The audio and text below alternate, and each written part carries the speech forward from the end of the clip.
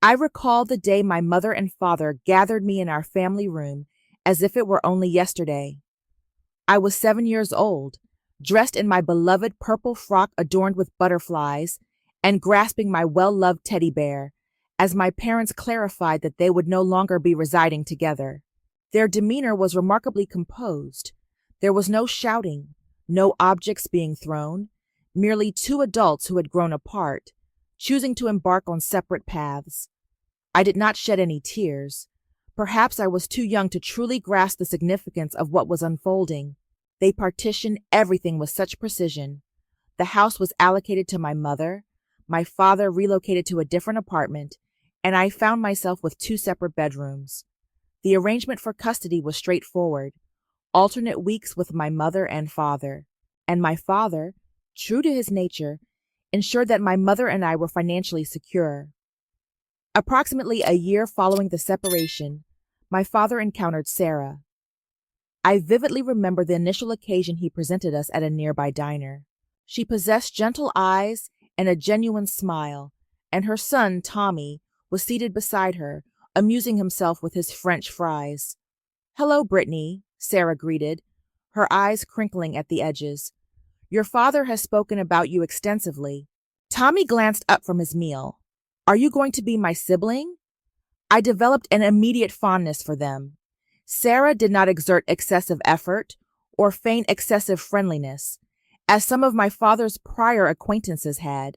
She was simply authentic, and Tommy, who was 3 years my junior, evolved into the brother I had always desired. Around the identical period, my mother initiated a relationship with Richard. He integrated into our household rather rapidly, and I perceived a change in my mother. She seemed preoccupied, perpetually caressing her abdomen when she believed no one was observing. They exchanged vows in a modest ceremony at the municipal building, and 2 months subsequently, my half-sister Emily arrived. I remember standing within the hospital ward, gazing at this diminutive, pink-clad infant in my mother's embrace. Richard was attentively positioned near them both, utterly engrossed. I remained in the corner, alternating my weight between my feet, experiencing the sensation of observing a family portrait being created, one from which I was excluded. My father and Sarah were wed that identical year. Their nuptials were distinct. They ensured Tommy and I were incorporated into every aspect. Sarah even permitted me to participate in the selection of her gown, and throughout the service, my father made certain to incorporate specific vows to both Tommy and myself. "On this day, I am not merely acquiring a spouse," he declared, his voice laden with sentiment. "I am also welcoming another child to cherish, and our two wonderful children are embracing a larger family." That evening, as Sarah settled me into bed in my chamber at their residence, she bestowed a kiss upon my forehead and uttered, "You know, Britney, I have always yearned for a daughter. I am grateful that you have allowed me to become a part of your existence." I embraced her firmly, already comprehending that while my familial circumstances were unconventional, I was fortunate to possess at least one dwelling where I genuinely felt I belonged. Life at my mother's residence underwent a transformation following Emily's birth. It was not characterized by anything overtly conspicuous, no acrimonious exchanges or unkind actions. It was more akin to my gradual fading into obscurity, transforming into an ethereal presence within my own dwelling. My mother relinquished her employment to assume the role of a full-time homemaker, and every aspect of life began to center around Emily. Initially, I attempted to rationalize that this was a natural occurrence. Naturally, an infant requires heightened attention. However, as time progressed, the instances of oversight commenced. Minor occurrences initially, escalating in significance subsequently. I recall remaining outside the educational institution in inclement weather, observing other pupils departing with their guardians following the parent-teacher consultations. Mrs. Johnson, my instructor for the 4th grade, remained with me for nearly 60 minutes before contacting my mother. "Oh dear, was that scheduled for today?" My mother's voice resonated through the telephone, tinged with static. I deeply regret this. I was attending Emily's Mommy and Me session. Is it possible to arrange an alternative time? We never did arrange another time. Richard simply collected me that day, scarcely acknowledging my presence as he conveyed me homeward, engrossed in a work-related telephone conversation throughout the journey. Subsequently, my 10th birthday arrived. I awoke with anticipation, hastening downstairs, anticipating at least a verbal acknowledgement of the occasion from my mother. Instead, I discovered her fussing over Emily within the kitchen. "Mom," I inquired, lingering near the entrance, "are you aware of the significance of today?" She glanced upwards, appearing momentarily disoriented. "Tuesday? Oh, I am obligated to convey Emily to her medical consultation." I remained stationary, my spirits plummeting. "It is my birthday." Oh, her eyes widened. "Oh, Britney, I extend my sincerest apologies. We shall commemorate this during the weekend, all right? I simply have an abundance of commitments today, what with Emily's examination. However, the weekend transpired without any further mention of my birthday.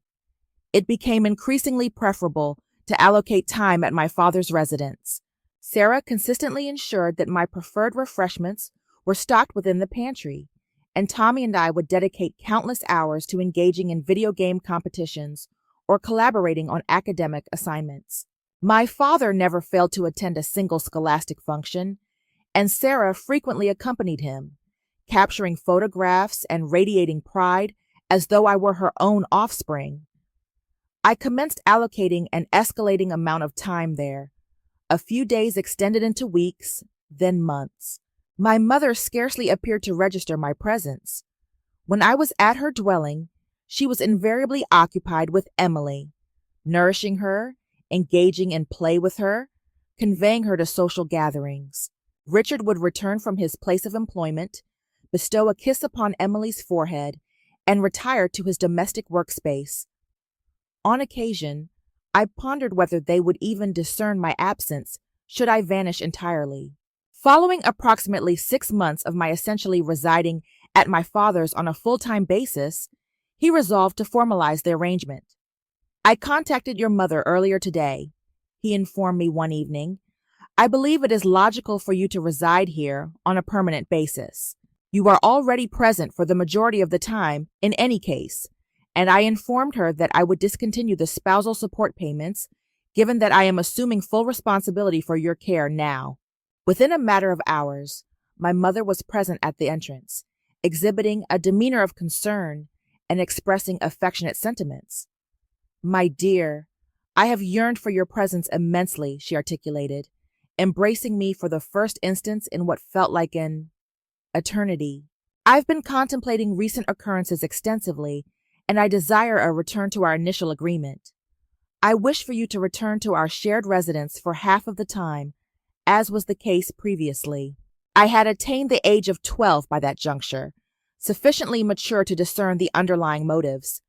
The abrupt display of solicitude, the assurances of improved conduct, it was not motivated by a longing for my presence, but rather by pecuniary concerns. My father's alimony payments constituted the genuine impetus behind her desire for my return. Emily was 5 years of age when she commenced flaunting it in my presence. She would pursue me throughout the dwelling, sporting this self-satisfied, diminutive smirk, disseminating her verbal barbs when our mother and Richard were beyond earshot. "Daddy asserts that you do not genuinely belong to our family," she divulged to me one day while I was engaged in completing academic assignments at the kitchen table. "He maintains that you are merely a transient visitor." I endeavored to disregard her, concentrating on my mathematical equations, but she persisted. "Mommy and Daddy harbor a greater affection for me than for you. Last evening, Daddy conveyed to Mommy his weariness of your presence here, and Mommy responded, 'Simply await her 18th birthday. Subsequently, the financial support will cease, and she will depart.' It caused me distress. Undoubtedly it did. However, I had cultivated the ability to erect protective barriers around that anguish. I possessed my father and Sarah, who demonstrated to me the authentic essence of familial affection. I possessed Tommy, who embodied the role of a sibling to a greater extent than Emily ever could. Nevertheless, hearing your own mother essentially anticipating the day when she would no longer be burdened with your presence, that inflicts enduring emotional wounds. The years elapsed gradually until, at long last, I attained the milestone of high school graduation. I occupied a seat between my two families during the celebratory event. My father, Sarah, and Tommy positioned on one flank. My mother, Richard, and Emily on the opposing side. It evoked the sensation of being situated between two disparate realms. Following the ceremony, my father bestowed upon me a fervent embrace. "We are immensely proud of you, Princess." Concurrently, my mother and Richard were already engaged in a discourse concerning my departure prior to our even vacating the school's designated parking area. "So," Richard inquired, jangling his automotive keys, "have you commenced the process of packing your belongings?" They did not inquire about my collegiate aspirations, exhibited no interest in the fact that I had secured admission into the business program with a partial scholarship, and did not even feign curiosity regarding my prospective endeavors. Their sole concern was ascertaining the timing of my departure from their lives. 2 weeks subsequently, I relocated my possessions to my father's residence. I recall occupying a seat in his living area, experiencing apprehension about soliciting financial assistance for my collegiate expenses, despite my unwavering certainty that he would never decline my request. "Dad," I commenced, fidgeting with the acceptance document in my grasp, "I have been granted admission into the financial analyst program." I'd received a partial scholarship, but before I could articulate the entirety of my statement, my father and Sarah exchanged glances and manifested smiles. "We have already addressed that matter, dear," Sarah interjected, retrieving a folder. "We have been accumulating funds for your collegiate education since you were 8 years of age." I dedicated that summer to employment at the Silver Spoon Cafe, diligently conserving every monetary unit I could acquire. My work shifts were predominantly scheduled during the morning hours, which afforded me the leisure of spending my afternoons in the company of my genuine family. Evenings, Sarah imparted culinary skills to me, focusing on the preparation of wholesome meals suitable for my impending dormitory residency, and my father, well, my father simply continued to embody his paternal role, perpetually available to offer counsel or a comforting embrace when I required it. My mother never initiated telephonic communication to inquire about my intentions, never visited to ascertain my well-being, never appeared to exhibit any concern that her eldest daughter was on the verge of departing for higher education. However, by that juncture, I had ceased anticipating her to demonstrate any concern. Collegiate life commenced amidst a whirlwind of unfamiliar visages and novel experiences. My dormitory chamber was diminutive yet comfortable, and my roommate, Jenny, was amiable, although we never cultivated a profound friendship. Amidst academic lectures and my employment at the campus cafeteria, I scarcely had an opportunity to pause for respite. Nevertheless, I ensured that I communicated with my father and Sarah via telephone at least twice weekly. They visited whenever their schedules permitted, and Tommy would accompany them, voicing grievances about being tasked with conveying my laundry receptacle, yet invariably procuring my preferred snacks from our hometown. My mother never initiated contact, not on a single occasion. My 19th birthday transpired without so much as a text message from her. I ought not to have scrutinized my cellular device on that particular day, ought not to have harbored any expectations, but ingrained patterns of behavior are resistant to alteration. Later that evening, I committed the indiscretion of perusing her Facebook profile. There they were, an abundance of photographic images depicting her idyllic familial unit. My mother, Richard, and Emily at the coastal resort, Emily's dance performance, familial dining engagements, celebratory gatherings for holidays. Each photograph meticulously arranged to showcase their collective felicity, each accompanying caption expounding upon the themes of familial togetherness and the affection for my family. I was conspicuously absent from all of them, naturally. I had been excised from their familial portrait long prior. I immersed myself in my academic pursuits with renewed fervor thereafter, resolute in demonstrating that I did not require their validation to attain success. The years elapsed with a remarkable celerity, and before I was cognizant of it, I was traversing the stage to receive my diploma in financial analysis. My father emitted such a resounding cheer that one might have surmised I had secured a gold medal in the Olympic Games. Following the graduation ceremony, Sarah approached me with a proposition. Her brother, Mark, presided over a thriving investment firm situated in our native locality, and she had apprised him of my scholastic accomplishments. The interview with Mark proceeded favorably. He exuded an air of professionalism tempered with affability, evoking a resemblance to Sarah in his direct yet considerate demeanor. "Your qualifications are highly commendable," he remarked, scrutinizing my curriculum vitae, "but I must emphasize that your familial connection to my sister will not confer any preferential treatment. You will be required to demonstrate your capabilities, just as all other personnel are." "I would not desire it to be otherwise," I responded. I secured the position and secured a lease for a modest one-bedroom apartment in proximity to the office. It was not opulent, but it was exclusively mine. I exerted myself with unprecedented diligence, undertaking assignments that others eschewed, remaining after hours to refine financial models, cultivating extensive strategies for the expansion of our clients' businesses. The outcomes were self-evident. Client investment accounts under my supervision exhibited significant appreciation, the firm's income experienced a substantial upswing, and Mark took cognizance. He did not engage in preferential treatment, but he did possess a firm conviction in acknowledging meritorious performance. The financial incentives and salary increments were conferred upon me due to my diligent efforts, not as a consequence of familial connections. Out of golf clubs for my father, who had been utilizing the identical set for a decade and a half, a weekend spa retreat package for Sarah, who seldom indulged in personal luxuries, the most recent gaming console for Tommy, who was still employing his antiquated device from his secondary school years. Witnessing their expressions of unfeigned joy and astonishment as they unwrapped their presents, I experienced a sensation of tranquility within my core. I may have been excluded from one particular family's photographic records, but I had discovered my rightful position within a superior one. After 5 years of unwavering dedication, I had formulated a concrete plan.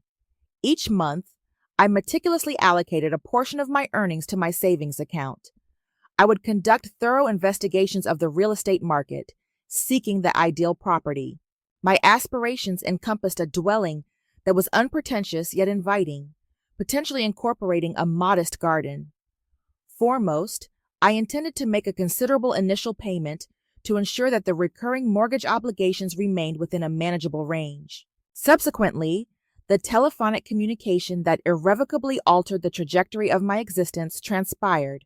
I was situated at my workstation, scrutinizing quarterly financial statements, when my mobile device illuminated, displaying a numerical sequence that I had not encountered in numerous years. "Britney, my dear," my mother's voice resonated, imbued with an excessively saccharine tone. "I have been reflecting upon you with considerable frequency of late. I nearly relinquished my grip upon my coffee beverage. 9 years of protracted silence, and now this. How are you, mother?" I maintained a tone of neutrality. "Oh, my darling, I yearn for your presence. We all do. I propose that you join us for a supper engagement this weekend. Emily is presently home from her collegiate institution, and Richard is preparing his renowned pot roast." Curiosity prevailed over my better judgment. That Saturday, I maneuvered my recently acquired Mercedes, a vehicle that was not ostentatious but dependable and befitting a professional, to the entrance of my former residence. Emily greeted me at the threshold, scrutinizing my appearance with an ill-concealed air of inquisitiveness. "A stylish automobile," she remarked by way of salutation. The dwelling had undergone minimal alterations, the identical furnishings, the identical photographic representations of the family adorning the walls, still conspicuously absent of my image. My mother hastened forward to embrace me, feigning the impression that we had encountered each other only yesterday. "Dearest, you appear exceptionally well, so distinguished in that ensemble. Richard, does she not exude an aura of accomplishment?" Richard concurred, drawing out a chair for me. "We have received reports that you are performing admirably at Mark's firm. The grapevine suggests that you are among their most exemplary employees." Throughout the course of the dinner, they inundated me with inquiries pertaining to my professional endeavors, my remuneration, my vehicular conveyance. My mother repeatedly emphasized the escalating cost of living, particularly with Emily enrolled in higher education. "That is a remarkably exquisite timepiece," my mother observed, extending her hand toward my wrist. "It must have entailed a considerable expenditure." I responded with a polite smile. It was a present commemorating my birthday, bestowed upon me by my father and Sarah. "Of course it was," she retorted, her smile exhibiting a subtle tightening. "They invariably indulged you excessively. That supper engagement precipitated further invitations."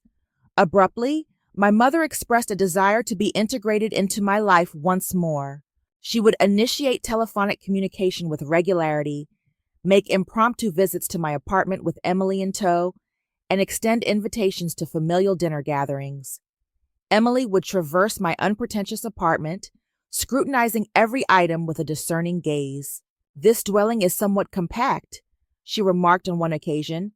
"I presumed you possessed a substantial income." I maintain my responses in a deliberately ambiguous manner. "It adequately fulfills my requirements." My mother would interject, "But surely you are contemplating an upgrade in the foreseeable future, given your earnings." I would simply offer a smile and redirect the conversation. A certain aspect of their sudden and intense interest in my personal affairs engendered a sense of disquiet within me. The pivotal event transpired on a Sunday afternoon. Emily was present at my apartment, ostensibly to foster a closer bond with her elder sister. I was situated within the kitchen, preparing a beverage of coffee, when I distinctly heard her exclaim in astonishment from the confines of my living room. "Oh my goodness!" she exclaimed, her gaze fixated upon the screen of my laptop computer. I had inadvertently left my online banking application accessible after settling several invoices. "Is that genuinely the extent of your accumulated savings?" I swiftly approached and closed the laptop. "It is considered impolite to peruse the confidential information of others, Emily." She disregarded my admonition. "Why are you accumulating such a substantial sum? What is the intended purpose?" I hesitated momentarily, but ultimately concluded that there was no inherent detriment in divulging my intentions to her. "I am contemplating the acquisition of a residential property in the near future. I aspire to make a significant down payment to ensure that the mortgage payments remain manageable." Emily merely nodded in acknowledgement, but I could discern the cognitive processes unfolding behind her eyes. She departed shortly thereafter, proffering some pretext about an engagement with acquaintances. On the very next day, my mother contacted me to extend an invitation to dinner. The moment I was seated at their dining table, I sensed that an ulterior motive was at play. My mother exhibited that particular expression she used to adopt when she was on the verge of soliciting additional child support from my father. "Emily informs me that you are a remarkably diligent saver," she commenced, passing the dish of potatoes. "That is commendable, my dear. You are aware that Emily is encountering considerable financial challenges with her collegiate expenses, and she will require an apartment upon the completion of her studies." I consumed a portion of my meal, maintaining my silence. "It would be exceedingly beneficial if her prosperous elder sister could extend assistance to her," my mother continued, her voice saturated with implication. "Family members supporting one another, you comprehend." I placed my utensil upon the table. "I am uncertain as to the precise nature of your proposition, mother." "Oh, come now, Britney," she retorted, relinquishing the pretense of affability. "It is patently evident that you are enjoying considerable financial success. Emily requires financial aid for an apartment, and you possess an abundance of accumulated funds. It would constitute the ethically sound course of action. I regarded her with an expression of incredulity. The ethically sound course of action? Are you suggesting that I relinquish my funds, intended for a down payment on a residential property, to Emily? Well, you have already established a firm foundation in your professional trajectory, Richard interjected. Emily is merely, embarking upon her journey. She requires the assistance to a greater extent than you do. I am not firmly established, I asserted resolutely. I am diligently employed and conserving my financial resources to construct my own future. I shall not relinquish my accumulated savings to Emily. My mother's countenance darkened.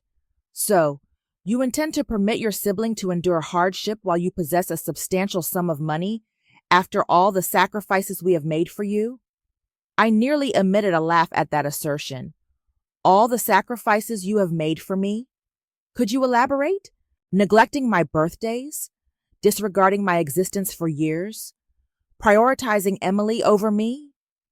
You are exhibiting selfish behavior, Richard muttered, averting direct eye contact. An authentic sister would desire to provide assistance. An authentic mother would have been present for both of her daughters, I retorted, rising to my feet. I am prioritizing my own well-being. Emily is your obligation, not mine. The ensuing silence was profoundly oppressive. My mother remained seated, her jaw clenched, while Richard fixed his gaze upon his plate. Emily was not present at this particular dinner engagement, but I could readily envision her response upon being apprised of the situation subsequently. The unfortunate Emily, whose self-centered elder sister declined to provide her with a complimentary apartment. 2 weeks subsequent to that calamitous dinner, I was compelled to depart for a business excursion to Singapore. Mark had entrusted me with a significant client presentation, and I would be inaccessible for the majority of the duration due to the temporal disparity and my demanding itinerary. I shall be absent for approximately 10 days, I informed my mother when she initiated telephonic communication, endeavoring to preserve a semblance of civility notwithstanding our recent dispute, merely providing notification that I shall be unavailable. Oh, an international sojourn? How delightful for you, she responded, her voice tinged with an uncharacteristic intonation of curiosity. The business trip proceeded without incident, but upon my return to my native country, my mobile device experienced an inundation of notifications as soon as I deactivated airplane mode. Banking alerts, numerous in quantity. My hand commenced trembling as I navigated through them. Account transfer, $1 as in $50. My surroundings began to rotate. I hastened to my residence, flung open my laptop computer, and accessed my online banking application. There it was, a substantial transfer to an account with which I was unfamiliar.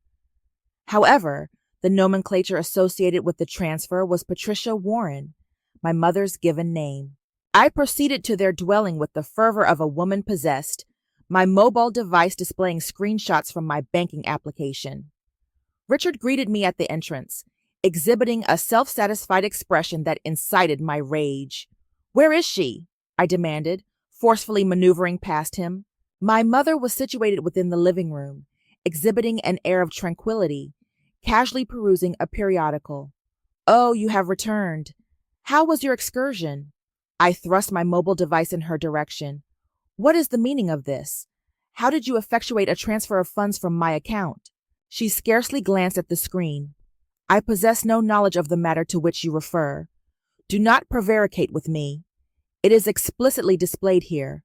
A transfer to your account. How did you accomplish this?" My mother finally relinquished her pretense of innocence. She deposited her magazine and smiled. A genuine smile, in fact. "Very well indeed. I executed the transfer.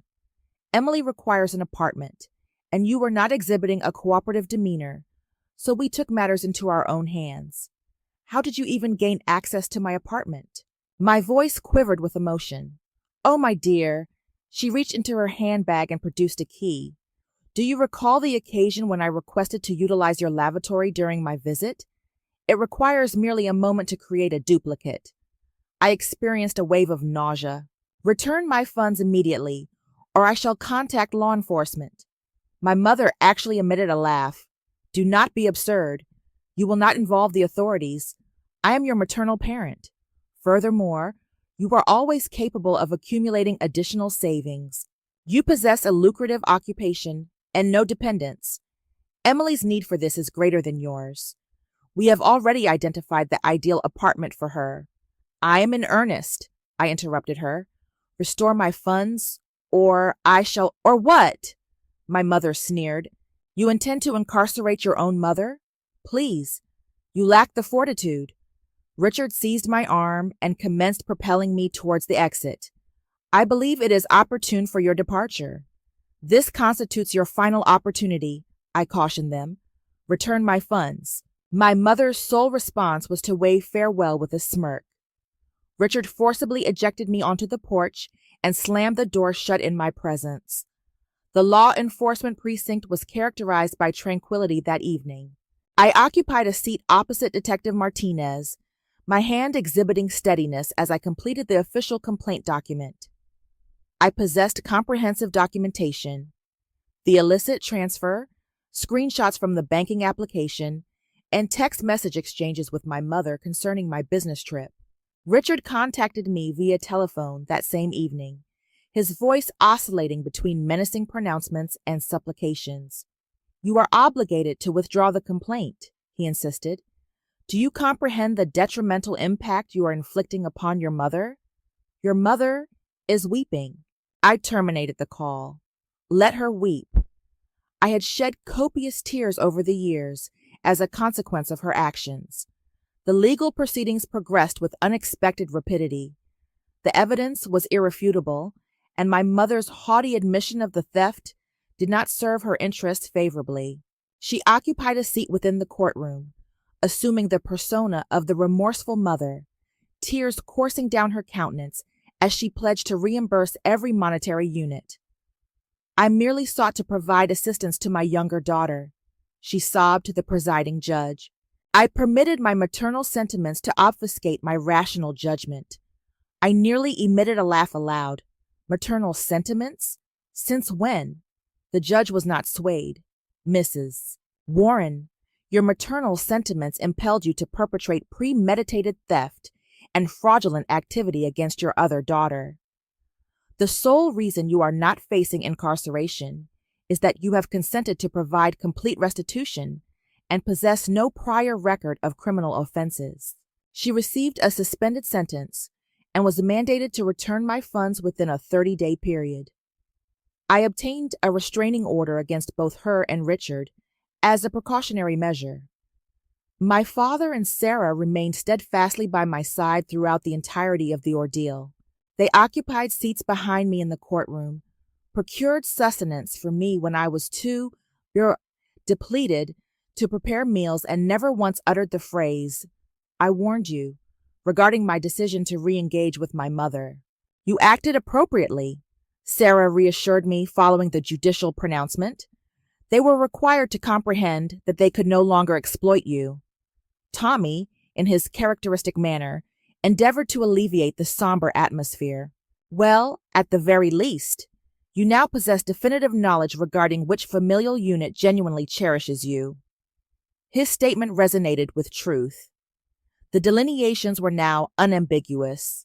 I possess my authentic family, my father, Sarah, Tommy, and even Mark, who had exhibited unwavering support throughout the entirety of the ordeal.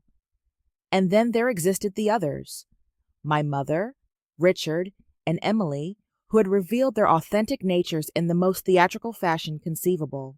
6 months have elapsed since that juncture.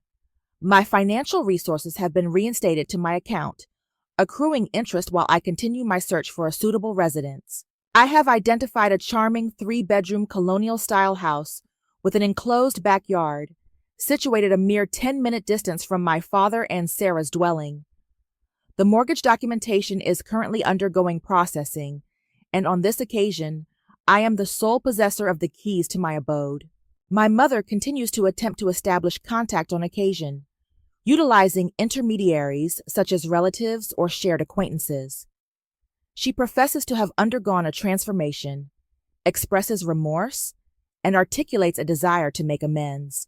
However, I have exhausted my willingness to extend opportunities to individuals who perceive me as nothing more than a resource to be exploited. Yesterday, I shared a dinner engagement with my genuine family to commemorate my forthcoming acquisition of a house. As we congregated around Sarah and my father's dining table, exchanging anecdotes and formulating arrangements for my housewarming celebration, I arrived at a realization. On occasion, the family you deliberately select surpasses the family into which you are born, and at times, severing ties with detrimental relationships constitutes the most salubrious course of action for your personal well-being. In 2 weeks, I shall be affixing my signature to the documents pertaining to my new residence. My father is already formulating strategies to assist me in applying paint to the walls, and Sarah has been transmitting electronic links to articles of furniture that she believes would complement my living room decor impeccably. This epitomizes the authentic essence of familial bonds. Individuals who provide unwavering support, express genuine affection, and would never contemplate inflicting harm upon you for their personal aggrandizement. As for my mother, Richard, and Emily, they are welcome to retain their meticulously curated family photographs and their manipulative stratagems. I possess something of far greater value, an authentic family, an untroubled conscience, and, in the near future, a dwelling with precisely one set of keys.